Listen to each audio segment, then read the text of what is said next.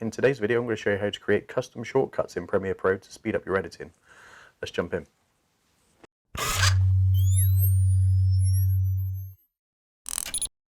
Welcome to another video, and it's Super Short Sunday on a Wednesday, so I'm hoping to keep this video really short.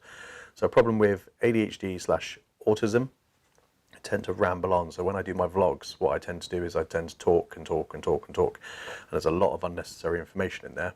And when it comes to edit it, I've got a 10-minute vlog that has an hour and a half's worth of talking in that I have to cut down because I've over talked, to try and prove your point and all that sort of stuff. So it's a good exercise for me today to try and keep this video to, I don't know, 5 minutes at the most. Let's go for 5 minutes. So in today's video, I'm going to show you how to create your custom shortcuts. So if you're just starting out in video editing, or if you're not really interested in video editing and you just do it because it's a necessity, this will speed up your workflow and it will help just streamline things, make things a little bit nicer to edit, so a little bit easier. So let's jump onto Lightroom. No, we don't want to jump onto Lightroom. Let's jump onto Premiere Pro.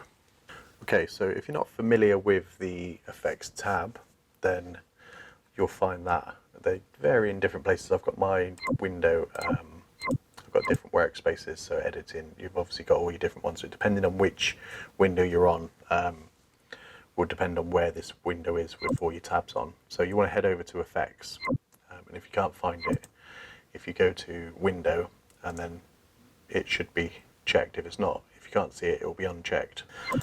Okay, so once we're in the Effects tab, we have all these different folders which are all presets that have been created for you to make editing a little bit easier.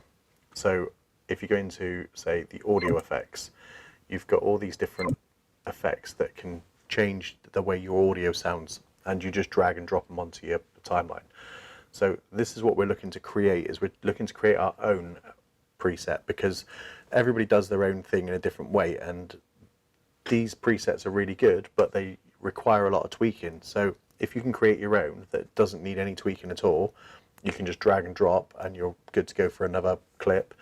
It's going to speed up your editing process. So this is what we're doing today. So for example, I've got my folders here. So I've got mine under favorite. I've got my audio that I use on a regular basis, my photos, my photo transitions, and my video effects that I use on a regular basis. The first thing you want to do is drag your footage onto your timeline. So you've got your timeline up. Now, depending on what you want to do, as to depend on the preset and that you want to create and how it interacts. So with your presets, so for example, horizontal flip, for example, if I was to drag that onto here, it flips my image horizontally, but also it shows up over here on the left hand side in the effects control panel. So here you have control over how it works and all the different parameters it has. So this is where we're going to create our effect. So I'm just going to clear that effect because we don't need that. This is just going to be a really rough edit, but if you follow along you'll get the idea of what you have to do. So for this footage, for example, what we want to do is we're going to say, as it comes through the footage, we want to zoom in to the middle of the frame, or let's say to the right of the frame, because that's where our focal point ends at the end of the clip. I might just shorten this down just for the sake of this. So what have we got? Let's make it 30 seconds. Roughly. Okay, so what we're going to do is we're going to create a keyframe with motion, position and scale at the start of the clip where we want it to start zoom, or where we want it to start zooming. So if you wanted it to start zooming in the middle of the clip, you cleared those keyframes off and then created keyframes there. It would start in the middle, and then you're going to move your playhead along until the point where you want it to stop zooming. So let's say we want it to stop zooming here, and we want it to zoom in to this point. So what we're going to do now is we're going to create 2 new keyframes, because this is the end of our transition, and we're going to move the footage, the scale, to where we want it. So we want it to end there. So that's going to end there now. So if we play that through now, and it hits those keyframes, I've got to be careful. it will start zooming, when it comes start to the moving, tide, so you can see because it's the starting tide to zoom now, is on and its then way back in. it will end at that point. So this is just a really simple transition. You can obviously you can play around with this and create whatever you want, but the point in this is the favorites. Half an hour ago, and Okay, so now we've got that motion, that movement. If that was the movement we wanted to repeat on a regular basis, what we would do is click on the motion here, the tab that's the motion, and we're going to right click and we're going to click Save Preset.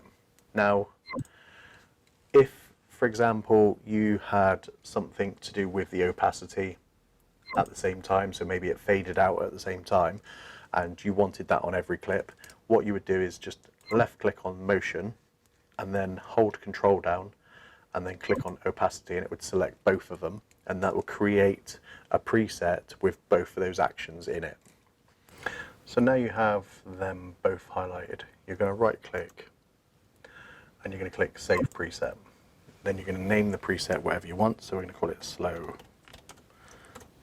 Zoom, and then you can put a description, and you've got an anchor point, so you can anchor it in, you anchor it out, or you can do it on the scale. So basically what that means is where you create, so if you had it as an anchor in point, it would start at the beginning of the clip. If you have it on scale, it would work on the scale of the clip as to the way you've created it. So I'll do it on scale, for example, and if I clear these, remove the attributes off this, you'll see there's no points on there. But now if I go into my presets folder, I've got slow zoom, and I can drop it onto this now. Now you'll see that they start halfway across, so they don't start at the start of the clip. That's because I created it on the scale of the clip.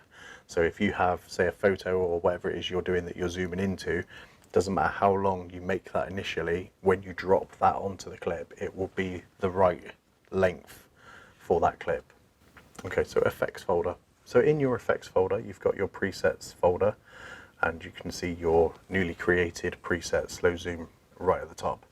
Now, if you create a subfolder inside this folder, so a new presets bin, and you want to call that, say, new zoom, no idea why. So you call that a new zoom, let's say, for example. Inside that, obviously, you can now create a new presets bin inside that bin. So now you can call it new zoom for 4K. That's how you organize your folders is completely up to you, but this is just giving you an idea that you can create different bins. Once you've got all your bins that you've created, you can drop your presets into the corresponding bins that you want. So slow zoom we want in the let's say new bin for 4K, even though that doesn't say 4K, that's $sign. So now that preset lives in that bin. So if we right click on the new zoom folder, we can export our presets. So if we click export, we can pick the drive that we want it on, and then we can export those presets and we can save them, so we don't have to keep creating them. So if a computer crashes or whatever happens, you go to another computer and you need those presets, you can take them with you. So what I do is I create a new custom bin at the bottom, and then let's call that Keith.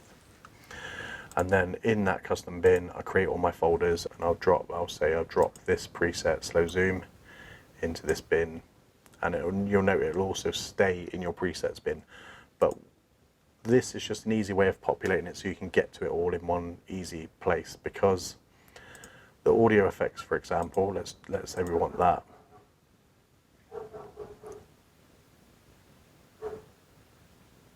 Postman's just been next door. So let's say we want that delay for the audio effects, and we're going to drop that into our bin up here. we can't move or duplicate Adobe's presets and put them into our own bin, but we can drop them into a custom bin down the bottom. So you see down here, I can drop it in a custom bin down the bottom. So now again, it stays up here, so you don't have to worry about it taking it from up there, but now you've got it down here. So if you use a lot of custom presets and also you use the Adobe ones like say dip to blacks and all that sort of stuff, an easy way to organize that, let me just delete that. An easy way to organize that is to stick them at the bottom, and then you can fully populate all the bins that you want, and you can put the Adobe presets and your own presets in it. But the only problem with that is you can't export your presets. You can't export that entire preset folder, which is a real shame because that would be perfect. So what you've got to do is you've got to create it up in the presets folder so you can export your custom presets, and then create it down the bottom in your custom bin where you can drop all your Adobe presets with your custom things. I hope that makes sense. But that's just a way of keeping everything in one place rather than you having to look into different, because you don't want to be searching for fade to blacks constantly, or I know you can make them your default transitions, but you get the point. So that's it. So that's pretty much the crux of it. Custom presets will work on all the different things, all the effects that you have. So no matter how extravagant your effect is, just create a custom preset and save it in that sort of file, in however you want to save yours. But that's, like I said, that's how I do mine. And that would just make it 10 times easier. So the next time you have to create a transition or you have to do something, you've already got a preset one that you've already made. So that's it. So no idea how long this took me. I hope you found this video useful, and if you do, as usual stuff, like, subscribe, comment, all that sort of stuff, and I will catch you on the next one.